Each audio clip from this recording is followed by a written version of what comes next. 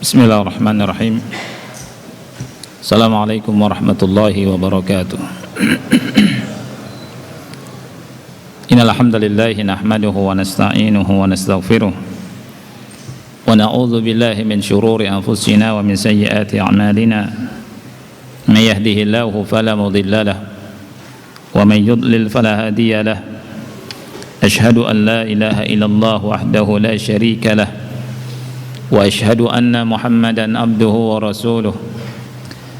Ya ayyuhalladzina amanu taqullaha haqqa tuqatih wa la tamutunna illa wa antum muslimun. Ya ayyuhan nasu taqu rabbakumul ladzi khalaqakum min nafsin wahidah wa khalaqa minha zawjaha wa batha minhuma rijalan katsiran wa nisaa'a. واتقوا الله الذي تساءلون به والأرحام إن الله كان عليكم رقيبا يا أيها الذين آمنوا اتقوا الله وقولوا قولا سديدا يصلح لكم أعمالكم ويغفر لكم ذنوبكم ومن يطع الله ورسوله فقد فاز فوزا عظيما أما بعد فإن أصدق الحديث كتاب الله وخير الهدي هدي محمد صلى الله عليه وعلى آله وسلم وشر الأمور محدثاتها فإن كل محدثة بدعة وكل بدعة ضلالة وكل ضلالة في النار. إخوتي في الله رحمني ورحمكم الله. Sering dan selalu kita mendengar khutbatul hajah ini yang diakhiri dengan perkataan sebaik-baik petunjuk ya adalah petunjuk Nabi Muhammad sallallahu alaihi wasallam sampai peringatan tentang bid'ah.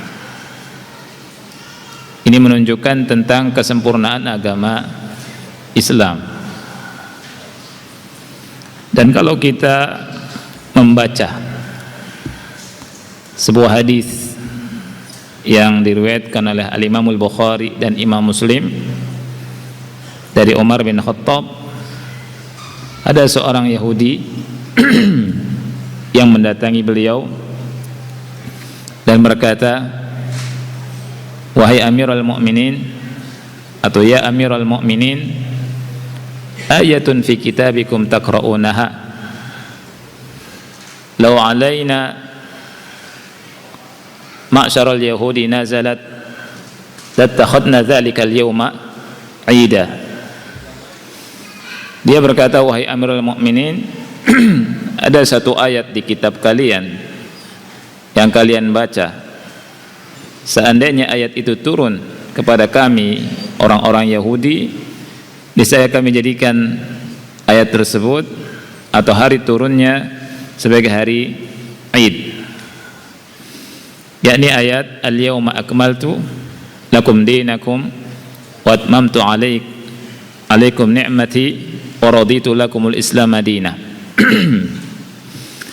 Ikhwan yang Allah muliakan, seorang Yahudi ya menghayalkan kalau ayat ini turun kepada mereka dan mereka akan menjadikan hari turunnya sebagai hari perayaan.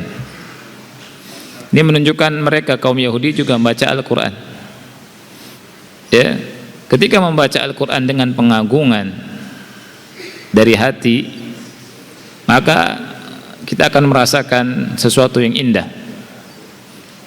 Al-Quran ini agung ya.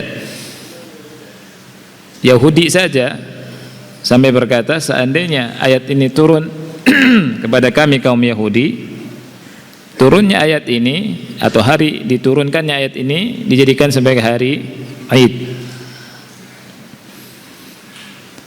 Tapi sayangnya banyak kaum muslimin yang baca Quran asal lewat saja. Mungkin kita baca ayat ini puluhan kali, bahkan ratusan kali, Al-yawma akmaltu lakum dinakum wa atmamtu alaikum ni'mati wa raditu lakum al-Islam madinah. Tapi tidak berbekas di hati. Oleh karena itu ikhwan yang Allah muliakan, ketika kita baca Al-Quran, hendaknya kita perhatikan hati kita. Ya, dan ayat yang mulia ini menunjukkan tentang keagungan Islam. Islam ini sempurna. Islam yang dengannya Allah utus Nabi Muhammad sallallahu alaihi wasallam.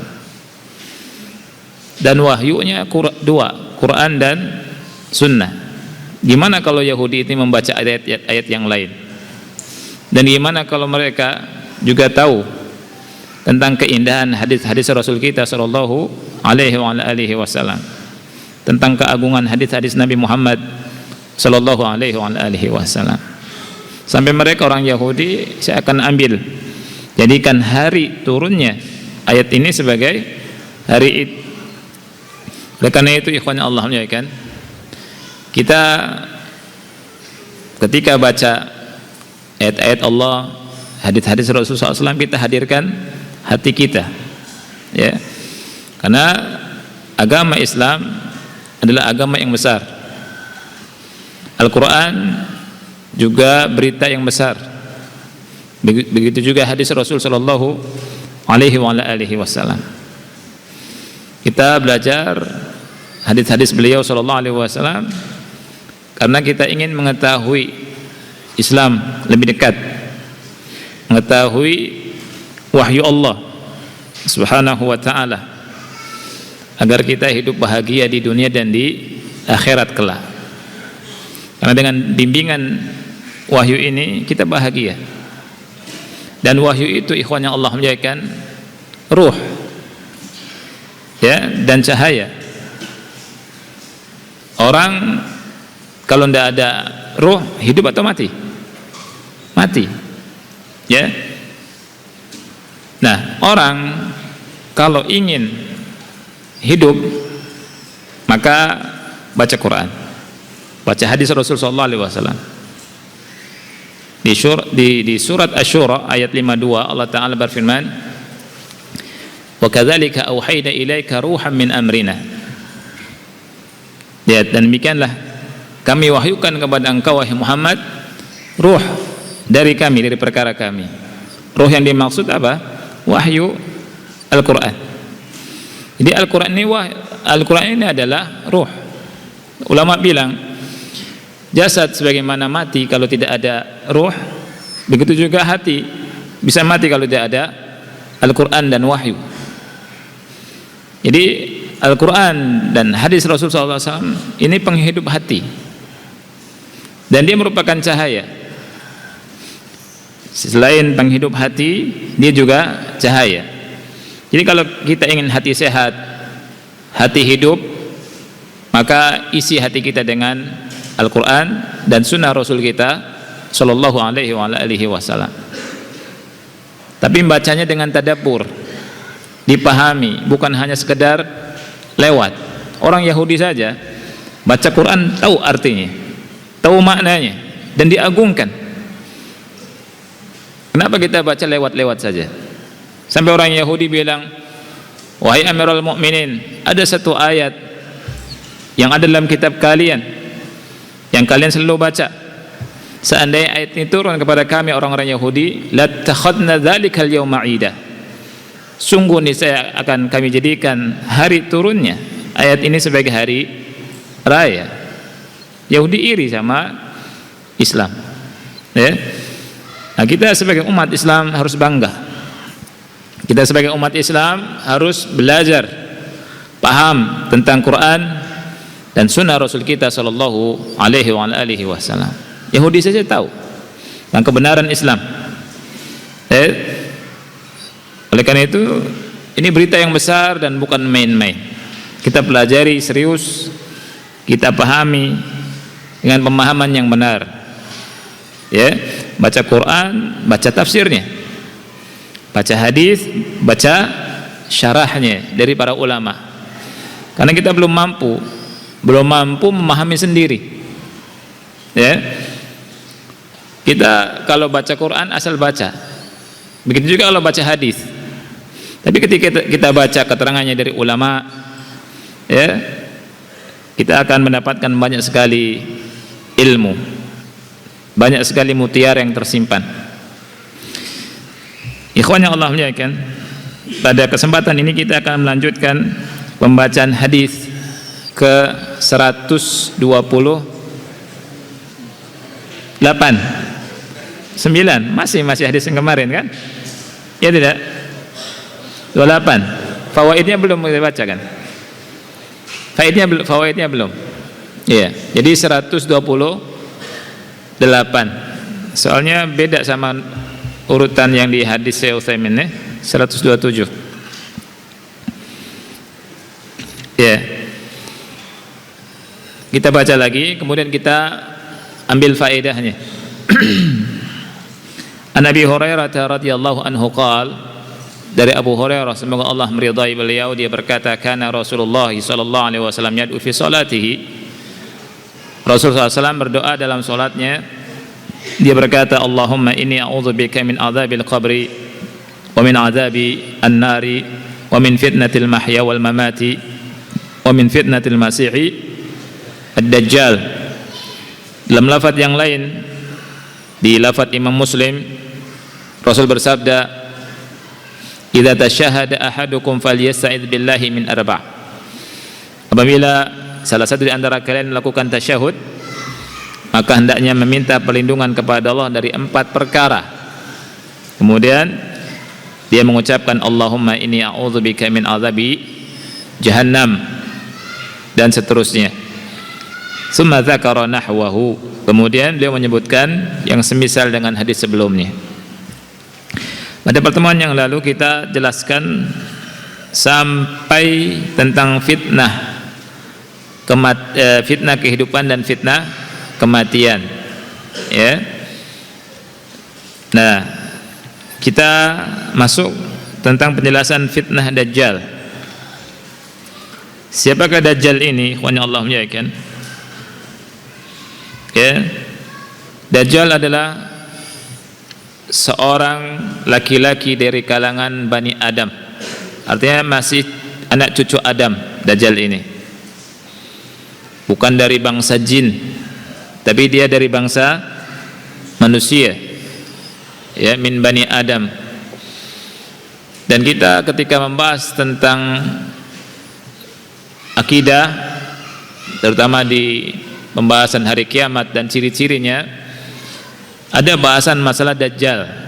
Karena munculnya Dajjal ini salah satu ciri akan adanya hari kiamat, dan hendaknya kita bahas terus. Karena apa? Dajjal itu munculnya ketika manusia lupa tentang Dajjal. Ya, ketika tidak dibahas, Dajjal muncul di situ. Dan Dajjal ini dari kata Dajjal. Dajjal sighah mubalaghah, artinya pendusta, suka bohong. Ya. Disebut juga dengan Al-Masih, Al-Masihud Dajjal. Ya. Al-Masih Ad-Dajjal. Kenapa disebut Masih? Karena Dajjal ini itu sangat cepat menyapu bumi, artinya berjalan di muka bumi dengan cepat. Ya, semua kota dia masuki kecuali Mekah dan Madinah.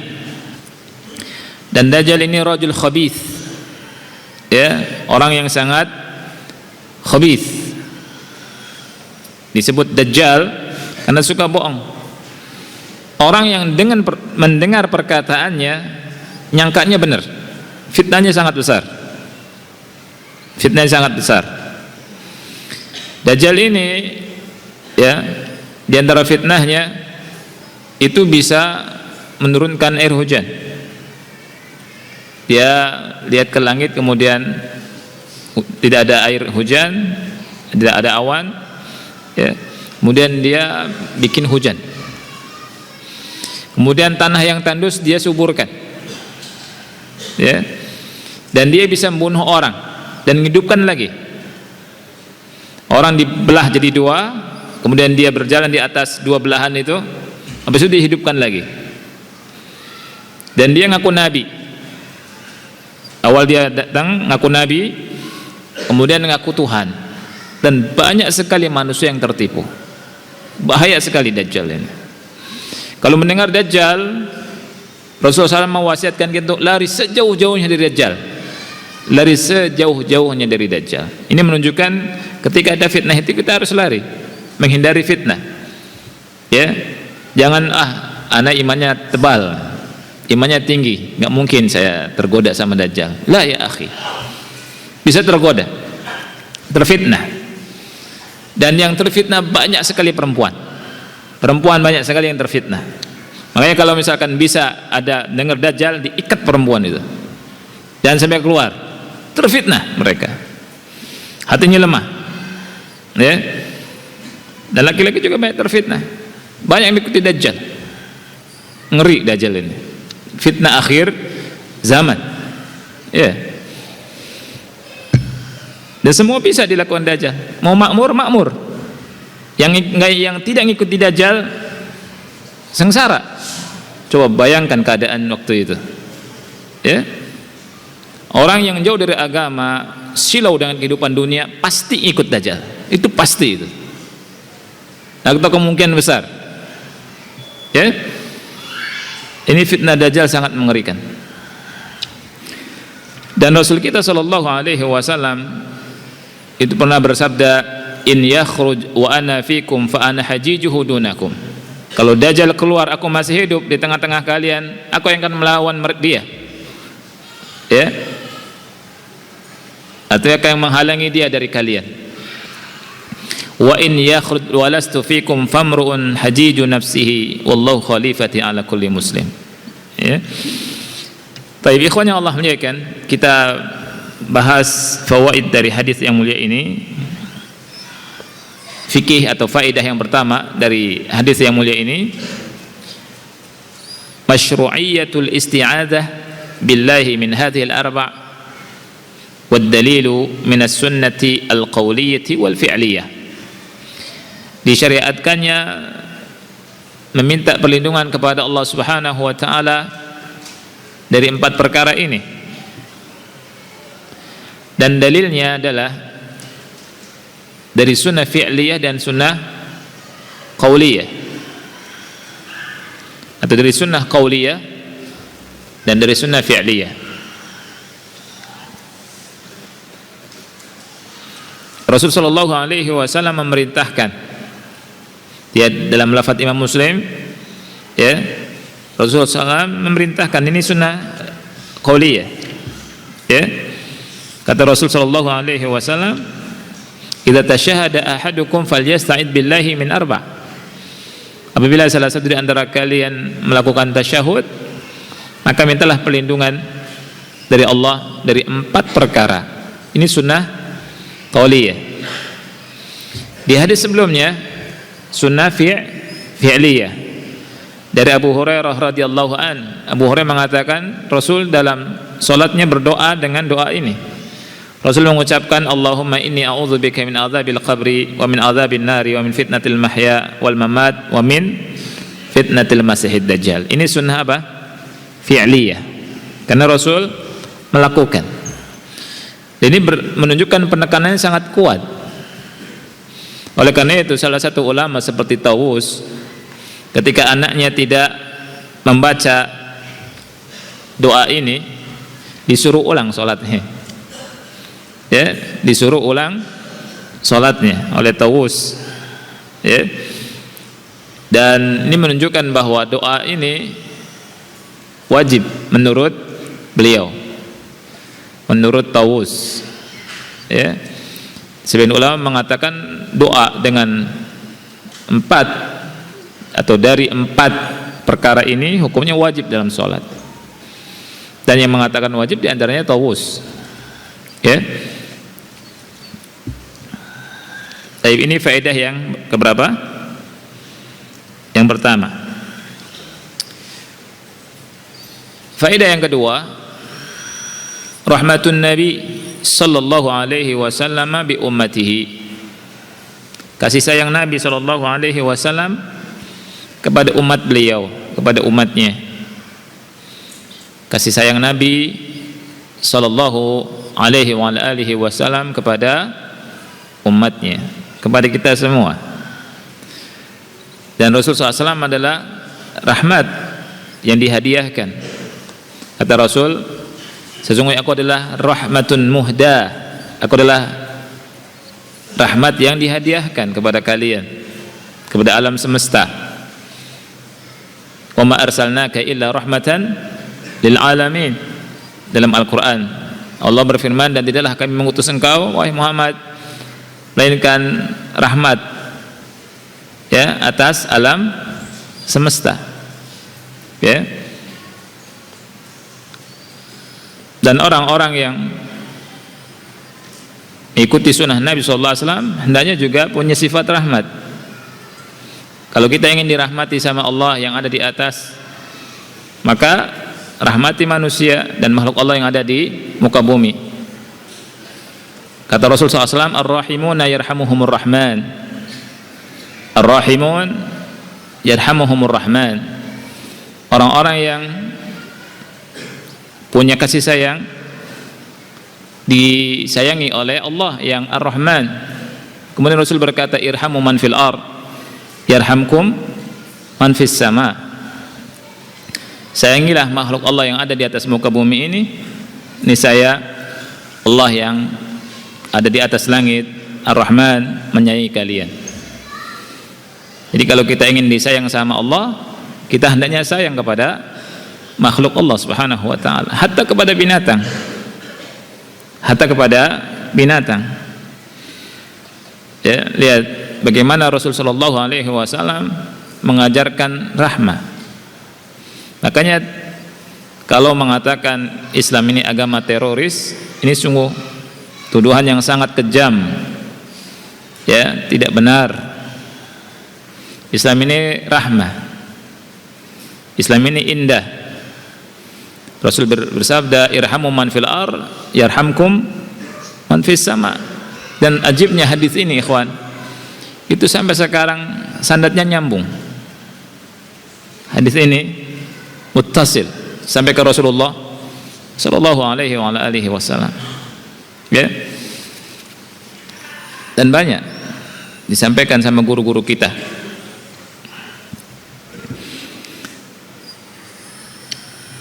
Jadi yang keberapa ini? Yang kedua ya tadi ya.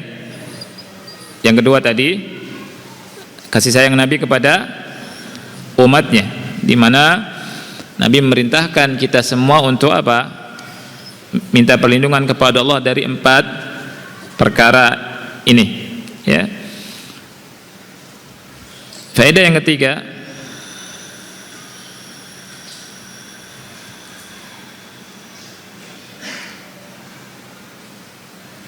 anna Nabiyya sallallahu alaihi wasallam fi hajatin ila an yu'idhahu Allah min hadha. Nabi sallallahu alaihi wasallam butuh mendapatkan perlindungan dari Allah, membutuhkan mendapatkan perlindungan dari Allah dari 4 perkara tersebut. Dalilnya Nabi sallallahu alaihi wasallam berdoa kepada Allah dari 4 perkara ini, dan Nabi sallallahu alaihi wasallam juga memerintahkan kita umatnya untuk berdoa kepada Allah dari 4 perkara ini, ya. Faedah yang keempat, itsbatu adzabil qabri.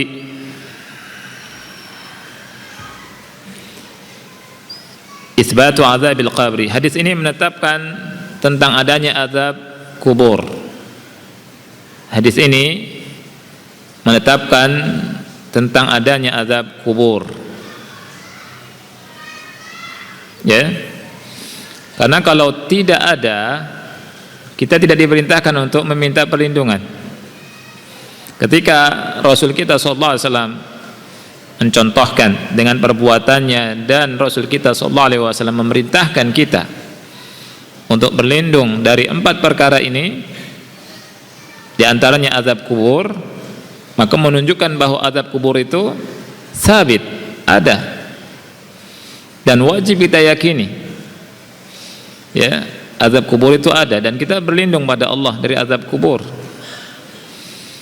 Minta perlindungan, karena setelah kita hidup, kita masuk ke alam barzakh. Kita masuk ke alam barzakh, dan Rasulullah SAW menghabarkan bahwa di dalam kubur itu ada azab kubur. Ya, dalam beberapa hadis ada yang selamat dari azab kubur dan ada yang diazab. Ya, oleh karena itu kita berlindung kepada Allah Subhanahu wa taala dari azab kubur. Enggak kuat azab kubur ini. Dan sudah dijelaskan oleh beliau juga dalam pertemuan yang lalu, azab kubur ini sebagiannya terus, tidak terputus, dan itu untuk siapa? Orang kafir. Ada yang diazab terus terputus, tidak terus menerus.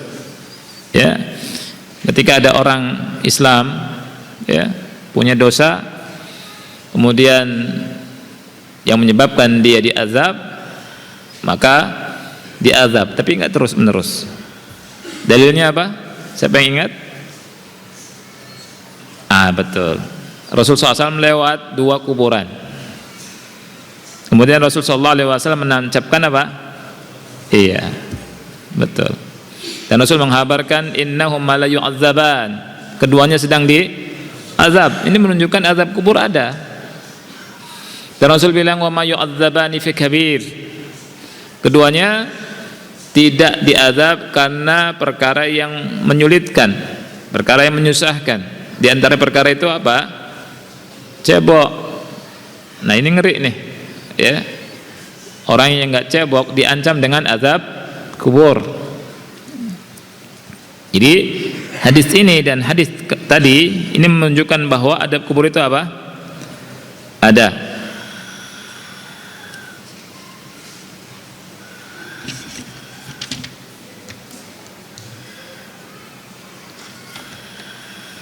Faedah yang keberapa sekarang?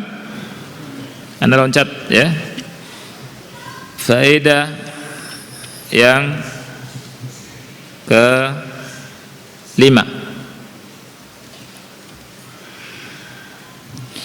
Itsbatu azabin nar. Itsbatu azabin nar. Hadis ini juga menetapkan adanya azab api neraka.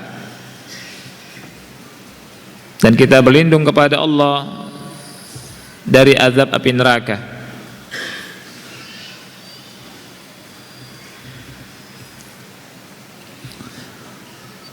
Syekh Muhammad bin Shalih Al-Utsaimin berkata begini, ikhwan, wan naru hiya ad-daru allati a'addaha Allah tabaraka wa ta'ala li a'daihi. Neraka itu adalah tempat yang Allah siapkan untuk musuh-musuhnya. Wa hiya ala al-qaulir rajih narun wahidatun.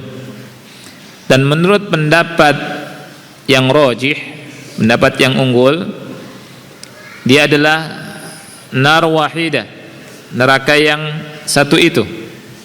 Karena sebagian manusia, kata Syekh, berkata neraka itu ada 2. Satu untuk orang-orang kafir, satu untuk ahli maksiat dari kalangan orang-orang yang beriman. Waswab, yang benar, neraka itu satu. Ya, yang benar neraka itu satu. Itu dia neraka itu. Orang kafir di situ, orang beriman juga di situ. Hanya saja azabnya yakhtalif, azabnya berbeda. Azabnya bertingkat, ya. Bahkan di antara orang kafir juga bertingkat. Dalilnya apa? Nabi SAW berdoa untuk pamannya Abu Thalib. Dan dikabarkan pamannya Abu Thalib karena doa Nabi Muhammad SAW mendapatkan azab teringan di api neraka, ya, dan teringan juga sangat berat. Karena apa? Kepalanya mendidih, kakinya dibakar, kepalanya mendidih. Wal'iyadzubillah. Berat atau ringan ini? Berat, ikhwan. Ya, tapi ini teringan. Ya. Dan hidayah itu mahal, ikhwan, yang Allah muliakan. Oleh karena itu, wala tamutunna illa wa antum muslimun. Pernah suatu saat Rasulullah SAW ketika pamannya mau meninggal, Rasulullah SAW mendakwahkan Islam karena dia sangat mencintai pamannya, ya. Dan di samping pamannya ada Abu Jahal dan satu lagi saya namanya lupa, Ibnu Abi Umayyah namanya, dan dia nanti masuk Islam setelah itu. Islamnya baik, ya. Waktu itu masih teman pamannya, masih kafir. Ketika sakaratul maut, Rasulullah SAW berkata, ya am, kul la ilaha illallah kalimatun ashhadu laka biha indallah.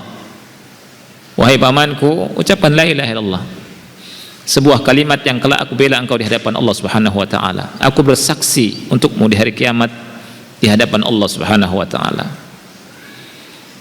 Nabi Muhammad SAW memerintahkan pamannya untuk mengucapkan la ilaha illallah. Kemudian pamannya menoleh kepada dua kawannya. Kemudian kedua kawannya bilang, atarghabu an millati Abdul Muttalib? Apakah engkau benci terhadap agamanya Abdul Muttalib? Akhirnya tidak jadi mengucapkan la ilaha illallah. Tapi Rasulullah SAW tidak putus asa. Rasulullah SAW mengatakan, ya am, qul la ilaha illallah kalimatun uhajju laka biha indallah, atau kalimatun ashhadu laka biha indallah. Wahai pamanku, ucapkan la ilaha illallah, dengan kalimat ini aku akan bersaksi untukmu di hari kiamat di hadapan Allah Subhanahu wa taala. Subhanallah. Terus juga kawannya mengucapkan atarghabu an millati Abdul Muttalib, sampai meninggal dalam keadaan kafir. Sampai Nabi bersedih. Sampai Nabi SAW berkata, demi Allah aku akan mintakan ampunan untukmu dari Allah Subhanahu wa taala selama Allah enggak melarangnya. Tapi turunlah surat At-Taubah ayat 113. Ya. Maka lin nabiyyi wal ladzina amanu an yastaghfiru lil musyrikeena walau kanu uli qurbah min ba'di ma tabayyana lahum annahum ashabul jahim. Ayat turun ayat ini. Ya. Jadi hidayah mahal. Makanya Allah berkata kepada Nabi Muhammad SAW, innaka la tahdi man ahbabta walakinna Allah yahdi man yasha. Sesungguhnya engkau wahai Muhammad tidak bisa memberi hidayah, petunjuk kepada siapa yang engkau kehendaki. Akan tetapi Allah lah yang memberikan hidayah kepada siapa yang dikehendaki.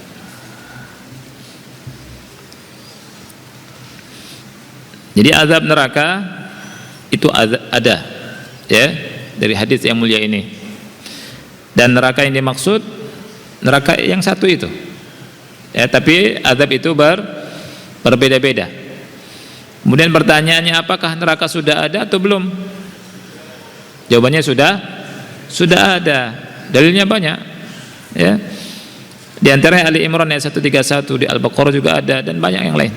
Allah berfirman, wattaqun nar allati u'iddat lil kafirin, takut kepada api neraka yang sudah disiapkan untuk orang kafir. Ya.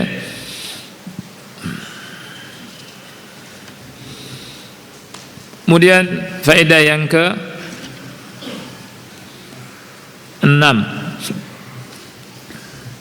khuturatul fitnati fil hayati wal mamat.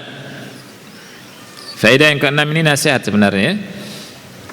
Faedah yang ke-6, bahayanya fitnah dalam kehidupan, fitnah pada kehidupan dunia, dan fitnah saat kematian dan setelah kematian.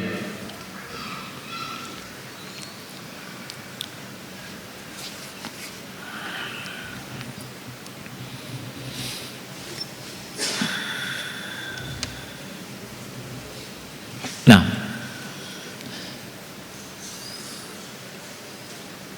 Fitnah dunia dan fitnah kehidupan dan fitnah apa? Kematian. Ini sangat bahaya. Ya. Dalilnya akan bahayanya ini Nabi Muhammad SAW sambil berlindung. Wa min fitnatil mahya wal mamat. Ya, dan dari fitnah kehidupan dan fitnah kematian. Fitnah kehidupan sangat banyak sekali, beragam. Dari yang kecil sampai yang gede. Tapi kembali kepada dua perkara. Ya, apa saja? Siapa yang ingat? Syubhat dan syahwat. Syubhat dan syahwat. Di faedah ini, ikhwan, Syekh Utsaimin rahimahullahu taala mengatakan, wa hadza yadullu ala syiddati ta'thiri fitnatid dunya. Ini menunjukkan akan pengaruh yang begitu besar dari fitnah dunia. Dan kata beliau, wa asyaddu ma yakunu khataran syai'an. Dan fitnah dunia yang sangat dan paling berbahaya dua perkara, dua hal. Siapa yang bisa jawab? Fitnah dunia yang sangat dan paling bahaya dua hal. Ya, ahsanta, barakallahu fiik. Betul. An-nisa wa ma yuftahu alaina min zahratid dunya. Dua hal ini, fitnah wanita dan fitnah kehidupan dunia dari dibukakannya harta dunia. Ini terbesar. Oleh karena itu Nabi SAW bersabda, ma taraktu ba'di fitnatan adarru 'ala ar-rijali minan nisa. Ya, Nabi SAW bersabda, aku tidak tinggalkan setelahku fitnah yang lebih mudaratkan daripada fitnah wanita, yang lebih berbahaya kepada laki-laki daripada fitnah wanita. Fitnah wanita ini fitnah yang sangat berbahaya. Ya. Dan yang berhasil dari godaan ini Allah Subhanahu wa taala akan muliakan. Seperti Allah muliakan Nabi Yusuf alaihi salam. Kita ada contoh Nabi Yusuf. Ya. Dan fitnah ini fitnah yang sangat-sangat berbahaya bagi laki-laki dari keturunan Adam. Yang berkata demikian adalah Nabi kita yang kita cintai, Nabi Muhammad sallallahu alaihi wa ala alihi wasallam. Ya. Apalagi di masa sekarang. Ya.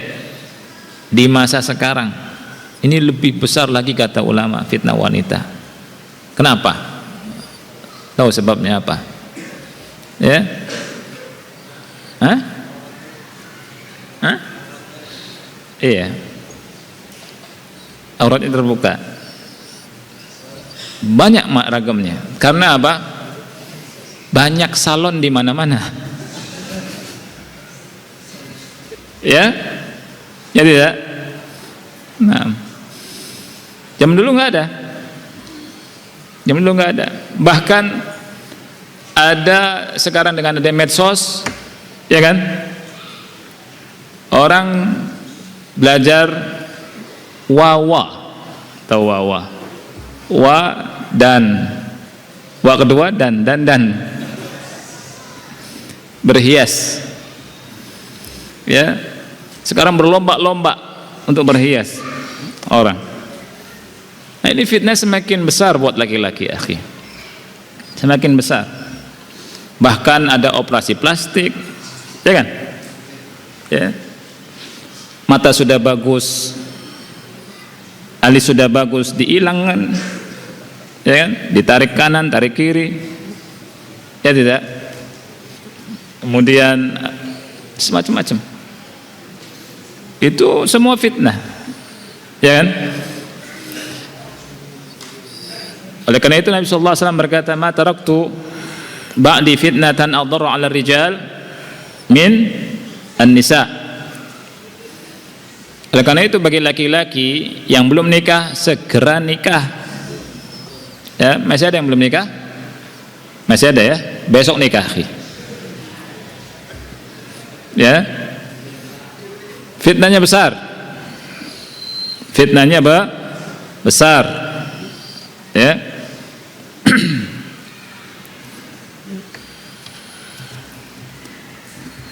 Kemudian fitnah yang kedua, fitnah apa tadi? Dunia. Akhwafu ma akhafu alaikum ma yukhrijullah lakum min zahratid dunya, kata Rasulullah SAW. Fitnah yang aku paling takutkan atas kalian adalah apa yang Allah keluarkan untuk kalian dari perhiasan dunia. Berlomba-lomba dalam perhiasan apa? Dunia. Ya, fitnah besar. Antum lihat sepeda macam-macam, motor macam-macam, mobil juga begitu, macam-macam. Fitnah dunia, ya kan? Itu fitnah dunia. Jadi kata Syekh Utsaimin, fal malu wan nisa huma ashaddu ma yakunu min fitnatil mahya. Harta dan wanita, fitnah dunia, kehidupan yang paling besar. Ya. Dan yang selamat adalah orang yang diselamatkan oleh Allah Subhanahu wa taala, yang dirahmati oleh Allah Subhanahu wa taala. Nah, kita duduk di pengajian, baca Quran, baca hadis, juga ingin selamat dari fitnah dunia ini. Ya. Subhanallah, indah ketika kita ngelihat ikhwan akhwat pakai motor seadanya datang di pengajian, bahagia. Ya, hujan-hujan pakai jas, ya, belum pulang ke rumah, nelpon dulu keluarganya, anak ngaji dulu, mau ngaji dulu, ini seminggu sekali di Kubah berapa ini, gitu, Kubah 9. Ya, ingin baca hadis, mudah-mudahan berkah. Masya Allah, datang walaupun capek, nyatat, dengarkan ayat Allah, dengarkan hadis, berkah. Itu bahagia, itu bisa tersenyum, pulang bawa oleh-oleh ke keluarganya, beli nasi goreng, ya, nih makan bersama, sambil ketawa, senyum, bahagia, Masya Allah, ya kan? Kemudian tidur nyenyak, akhi, subhanallah. Malam bangun, bisa baca Quran juga, subhanallah. Sebagian orang kaya susah, yang punya apartemen, mau tidur minum pil obat tidur, makan kesana-sana nggak kenyang-kenyang, ngicipin harus satu rumah makan, bayar mahal, nggak habis, cari lagi yang enak, tapi kenikmatannya kurang, subhanallah. Ya, lihat, OB-nya lebih nikmat, makan nasi mentung, ya, makan di warteg kenyang, pulang tidur nyenyak, subhanallah. Bahagia nggak mesti mahal, betul itu kata orang, bahagia nggak mesti mahal, seperti itu. Ya, ketika antum bisa tersenyum bahagia, itu nikmat dari Allah Subhanahu wa taala. Dan bahagia itu tidak harus nunggu nanti. Sekarang bisa bahagia. Dan sekarang pun kita sedang bahagia. Ya tidak? Lagi baca Quran, baca hadis, buktinya pada senyum antum, Masya Allah. Itu bahagia bukan? Bahagia, hati lapang, bahagia, Masya Allah. Ya. Itu. Jadi bahagia itu di majlis. Nah, faedah berapa sekarang? Faedah ke-7. Kalau Isya kasih tahu ya. Sudah Isya? 3 menit lagi. Khataru fitnatil mamat, bahayanya fitnah kematian, di mana Nabi SAW minta perlindungan kepada Allah Subhanahu wa taala dari fitnah kematian. Padahal kita yakin, seyakin-yakinnya bahwa Nabi Shallallahu Alaihi Wasallam itu akan hidup sangat bahagia setelah kematian. Nabi Shallallahu Alaihi Wasallam orang yang paling bahagia setelah kematiannya, ya kan? Dan itu harus kita yakini. Syekh Utsaimin bilang begitu, wa nahnu na'lamu ilmal yaqin annahu sallallahu alaihi wasallam sayukhtam lahu bi as'ad ma yakun. Kita yakin, seyakin-yakinnya bahwa Nabi sallallahu alaihi wasallam di khatam, artinya ditutup kehidupannya dengan sesuatu yang sangat dan paling bahagia beliau setelah kematiannya. Subhanallah. Tapi Nabi sallallahu alaihi wasallam meminta perlindungan dari fitnah kematian, menunjukkan sangat bahayanya fitnah kematian ini. Ya, Nabi sallallahu alaihi wasallam pasti masuk surga. Pasti itu, kita yakin. Makanya sesat dan menyimpang sekali kalau ada yang mengatakan Nabi belum tentu masuk surga. Ya? Sampai segitunya. Gimana ceritanya tuh? Ya. Nabi pasti masuk surga. Ya. Wa may yuti'illaha war rasul fa ulaika ma'al ladzina an'ama Allahu 'alaihim minan nabiyyin was-siddiqin wasyuhada was-salihin. Orang yang Allah kasih nikmat. Ya. Masa dibilang Nabi belum tentu masuk surga? Aduh. Ada-ada saja. Ya.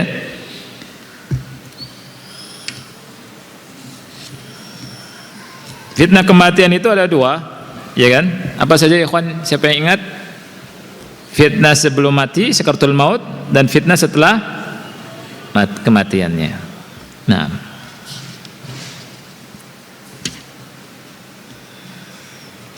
yang kedelapan,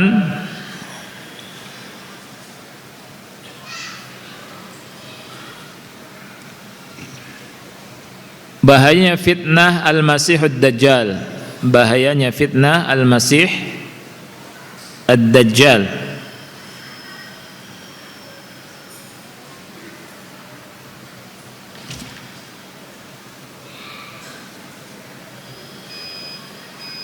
Baik.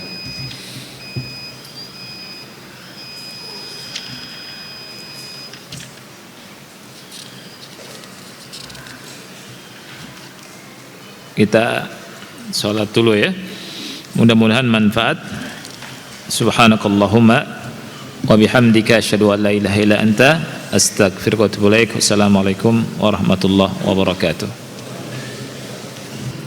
Bismillahirrahmanirrahim. Assalamualaikum warahmatullahi wabarakatuh. Alhamdulillah wassalatu wassalamu ala Rasulillah wa ala alihi wa ashabihi wa man walaha ba'd. Tentang Dajjal ini panjang ikhwan, jadi kita loncat ya, masuk ke faedah yang ke-9. Anda kira tentang Dajjal khusus singkat tadi di muqaddimah ya. Faedah yang ke-9, anna hadha ad-du'a yakunu fi tasyahudil akhir. Doa ini dibaca di tasyahud akhir, sebagaimana datang keterangannya di salah satu lafadz hadis sahih Muslim. Ini faedah yang ke-9. Jadi fikihnya doa ini dibaca di akhir tasyahud. Faedah yang ke-10,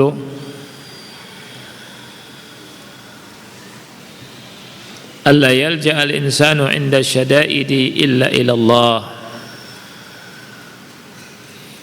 Seseorang hendaknya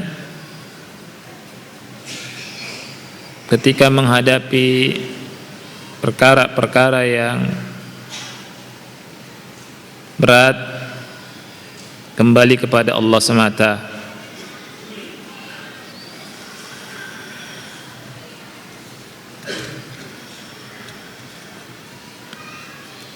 Dengan meminta perlindungan kepadanya.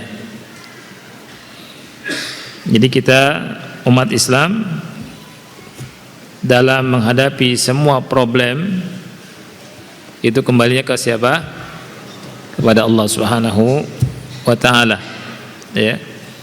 Inilah 10 faedah yang bisa kita bahas dalam pertemuan kita. Dan ada 2 pertanyaan. Ya, ini sudah malam, tapi ana jawab 2 pertanyaan ini. Yang pertama, Assalamualaikum warahmatullahi wabarakatuh. Waalaikumsalam warahmatullahi wabarakatuh. Setelah kami hijrah ke salaf, kami baru tahu saat kami naik haji tahun 1998 yang wajib bayar dam, seperti salah miqat, ya, salah melempar Aqobah tanggal 10, tidak mabit di Muzdalifah karena jalan macet. Terus apa boleh? Tahallul apa nih? Gunting sedikit. Nah, ya, tahallul guntingnya sedikit ya, nggak botak. Ya, kami laki-laki jima setelah tahallul awal. Jazakallah khairan ya Ustaz. Alhamdulillah enggak jima sebelum tahallul awal. Baik. Barakallahu fiik yang bertanya, semoga Allah bisa kasih rizki antum kembali untuk haji lagi. Ya. Iya. Sebagian ulama mengatakan kalau jima sebelum tahallul awal di haji, jadi tahallul di haji itu ada 2. Tahallul awal, tahallul tsani. Di tanggal 10 bulan Dzulhijjah, apabila salah satu di antara jemaah haji sudah melakukan 2 perkara dari 3 atau 4 perkara ibadah haji, rangkaian ibadah haji di tanggal 10, maka dia telah tahallul awal. Halal segala sesuatu kecuali 1, ini jima. Pakai pakaian biasa, pakai minyak wangi, ya, dan seterusnya. Cuma 1 yang nggak boleh, apa? Jima. Ya, jima belum halal. Nah, apabila sudah lempar jamroh Aqobah, kemudian gundul di tanggal 10 itu, belum tawaf ifadah, kemudian jima, kata sebagian ulama wajib bayar dam. Wajib bayar dam.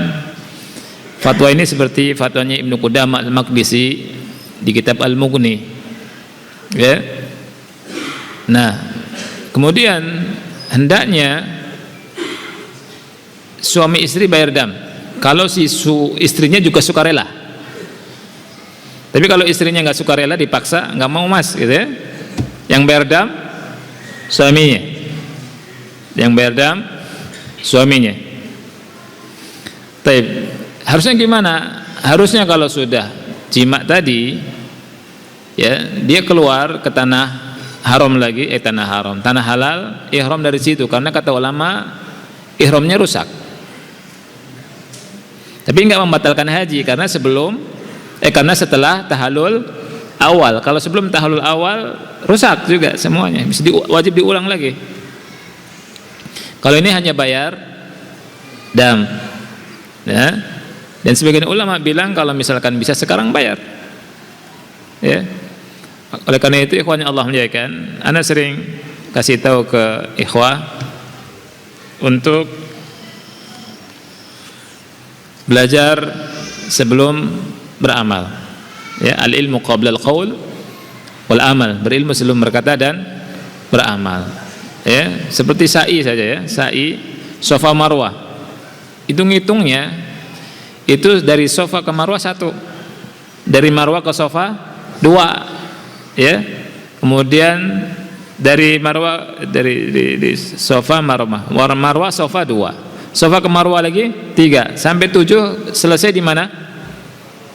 Di Marwah. Sudah. Sebagian ikhwah sudah juga ngitungnya dari Safa ke Safa, karena nggak ada pembimbing, ya. Dia merasa punya fulus, ya kan? Dia berangkat sendiri. Akhirnya capek, ya tidak? Ilmu itu membuat enggak capek insyaallah, atau mengurangi capek. Al ilmu qabla al qaul wal amal. Berilmu sebelum berkata dan beramal. Cuma kalau sudah bisa sendiri, baru antum berangkat sendiri. Ya. Jadi kita belum masuk haji ya. Insya Allah di haji akan dibahas lumayan lengkap di kitab Umdatul Ahkam ini tentang masalah haji, Kitabu Al-Hajj. Ya, makanya tapi sedikit-sedikit saja. Nah, dengan sedikit-sedikit ini kita dapat ilmunya. Ya, sama seperti nanti setelah Kitabul Hajj ada tentang muamalat, bab muamalah, tentang muamalah ya. Itu kita bahas satu hadis, jadi tahu ilmunya. Bagaimana muamalah, bagaimana jual beli yang benar, bagaimana tentang riba dan seterusnya. Satu persatu, 1 jam ya, dari maghrib sampai isya. Alhamdulillah dapat banyak. Dan itu yang dibahas di sini usulnya. Sebagian kita ikut acara bayar mahal di hotel sejam 2 jam ya tentang ilmu ini nggak paham juga. Karena apa? Karena ingin cepat bisa kan itu.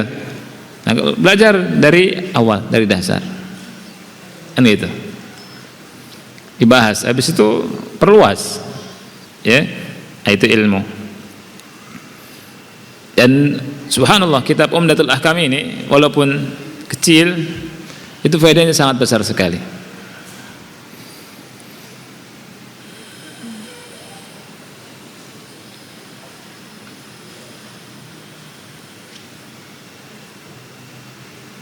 Nah, Afwan mau tanya Ustaz, kami punya gangguan sering buang angin.